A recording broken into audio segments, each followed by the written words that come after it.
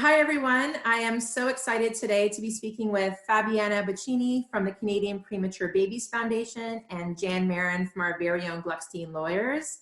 Welcome to you both. Hello. Hello. So I'm really excited. We are going to be kicking off our Gluckstein Holiday Giving Campaign. And so I brought Fabiana and Jan to come on and talk about who we will be supporting this year and why. So Fabiana, I'm going to kick it right over to you. Fabiana is the Executive Director of the Canadian Premature Babies Foundation. And Fabi, maybe you can tell us a little bit about your organization. Absolutely. So thank you so much for having me here today, and to have the support of Gluckstein this year is truly amazing for us at the foundation. So the Canadian Premature Babies Foundation is a national organization. We are a parent-led organization with the mission to support and educate Canadian families who had premature babies every step of the way, before, during, and after their NICU stays. The NICU is a very long journey for families. It's a very difficult journey. It's a time of a lot of isolation and fear. So we are there to support families when they need it. And thank you, Fabi. And Jan, you've recently become involved with the Canadian Premature Babies Foundation. Can you talk to us a little bit about how that happened and why you wanted to get involved? Yeah, very recently, I'm the newest member of the board of directors for the Canadian Premature Babies Foundation. For me, the organization felt like a pretty good fit. Certainly with our experience in our birth injury cases in particular, we have a lot of parents that spend a lot of time in the NICU, preemie parents, and we see their journey, the long stays at the hospital, the difficulty sometimes liaising with the healthcare providers, and that relationship and trying to build it and assist the families. So I wanted to be involved someplace, and the board of directors seemed like a good fit. Amazing. I'm so excited for that connection.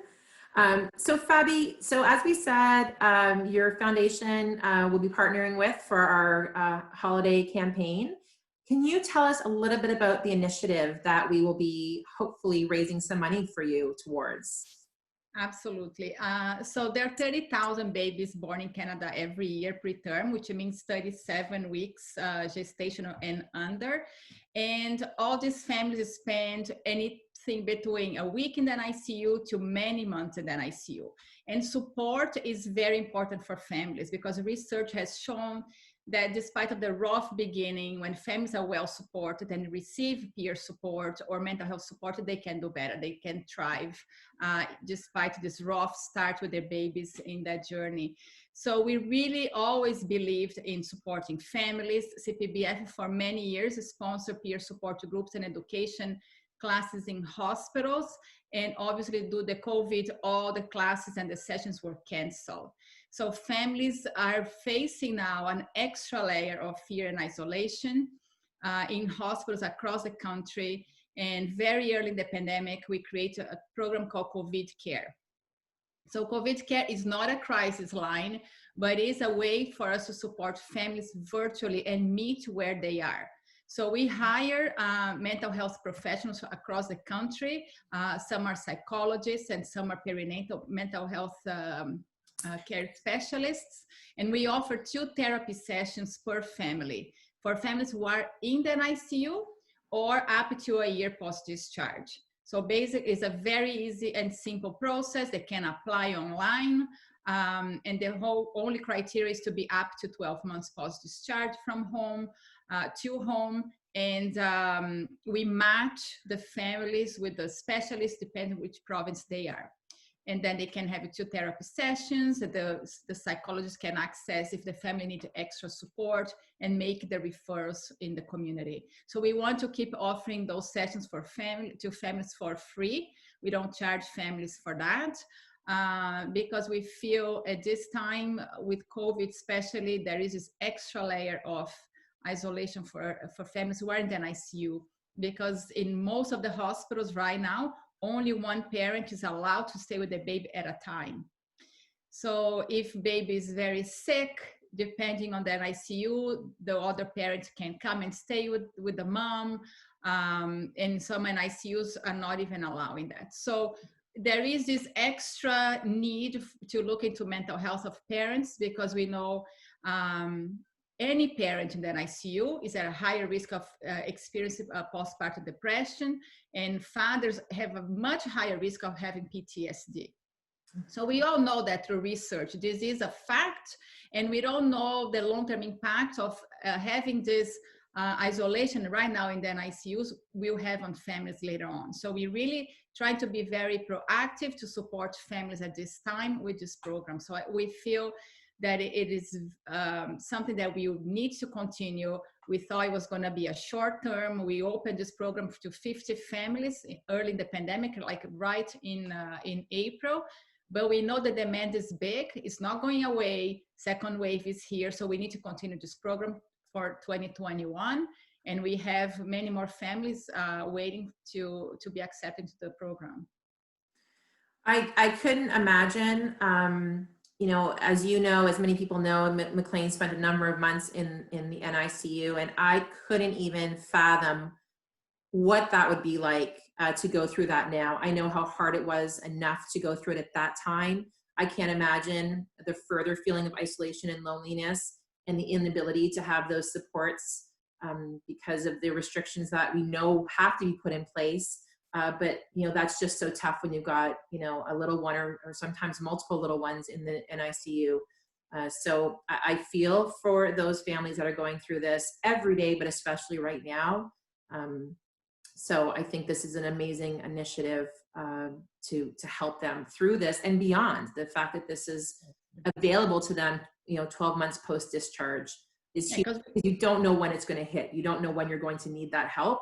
It could be immediately upon discharge. It could be 11, 12 months in when you feel like you need that piece. So yeah, because you're still on the fight or flight mode in the NICU. Like when we go home is when things start to hit, and then you look back into the journey and say, oh my God, this happened to me. Now I have this fragile baby at home, and in many places we're in lockdown. So there is nothing for the families at home.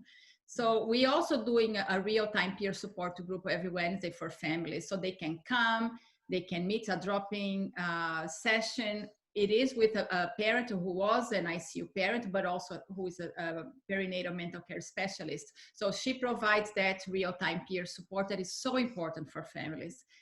And like you, I cannot even imagine what it is, because I spent 5 months in the ICU with my son, and I had a real person in the ICU providing support, a real parent who had to be in my shoes before. We had education and classes every day. We had the peer support group in the hospital, and it was already hard.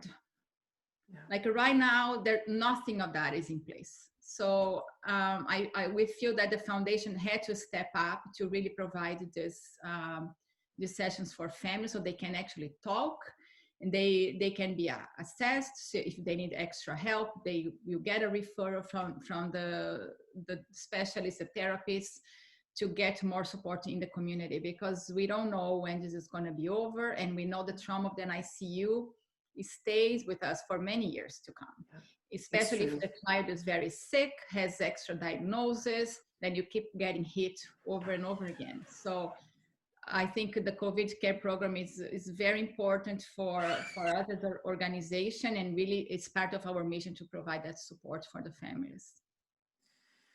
Before we wrap things up and send our holiday wishes to everyone, Jan, I'm just wondering if you might be able to sort of reiterate or speak a little bit to what Fabiana talked about the importance of supporting this initiative this holiday.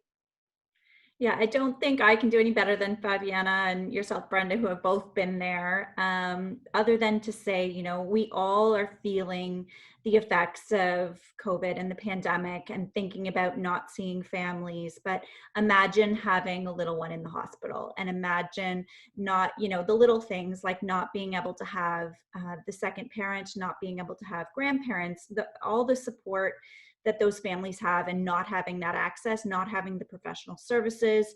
It would just feel so incredibly isolating. You know, even thinking about, Brenda, you and I spoke briefly before this about the thoughts of, you know, there were reports that parents weren't staying with their kids at the pediatric hospitals because of COVID. And that thought, of course, hit very close to home. And I just, you know, took my breath away, because I can't imagine that or accepting it, but there's really no choice. So, you know, if this is something that tugs on heartstrings, which I can't imagine a parent who doesn't, this is a really worthwhile way of supporting and trying to do something for people who really need it.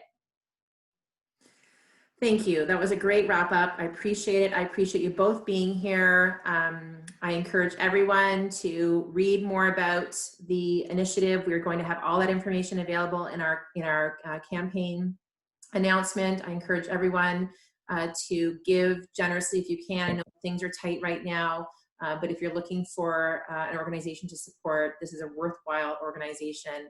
I know personally how important and how impactful this is. And Gluckstein would be incredibly appreciative of your support as we support the Canadian Premature Babies Foundation.